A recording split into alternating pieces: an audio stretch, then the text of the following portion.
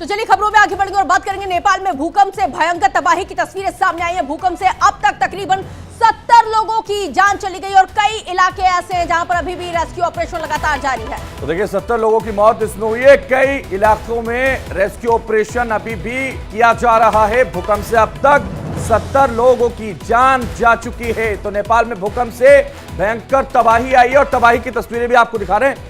लगातार कई इलाकों में अभी भी रेस्क्यू किया जा रहा है। किस तरह के हालात हैं वो तस्वीरों के जरिए आप समझ सकते हैं। भूकंप से 70 लोगों की मौत हुई है, 70 लोग मारे गए हैं। कई इलाकों में लगातार राहत बचाव कार्य ऑपरेशन लगातार चल रहा है युद्ध स्तर पर।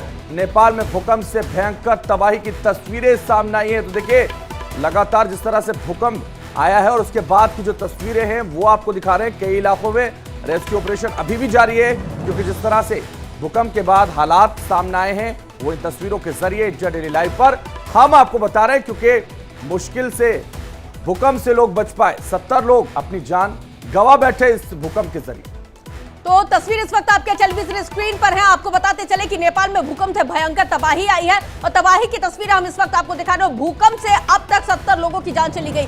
कई इलाकों में युद्ध स्तर पर लगातार रेस्क्यू ऑपरेशन अभी भी जारी है और भूकंप के झटके न केवल जिस तरह से जो भीषण भूकंप नेपाल में आया, इसके इतर अगर हम देखें तो भारत के कई ऐसे राज्य हैं जहां पर भीषण भूकंप के झटके महसूस किए गए। खबरों में आगे बढ़ते और आपको बता दें भूकंप पर नेपाल के पीएम ने प्रचंड ने दुख जताया है। जजरकोट में हुई भीषण तबाही की तस्वीरें भी सामने आई है। तो देखिए भूकंप पर नेपाल के पीएम ने प्रचंड दुख जताया है और जजरकोट में भीषण तबाही हुई है और इस तबाही को लेकर भी उन्होंने जिक्र किया।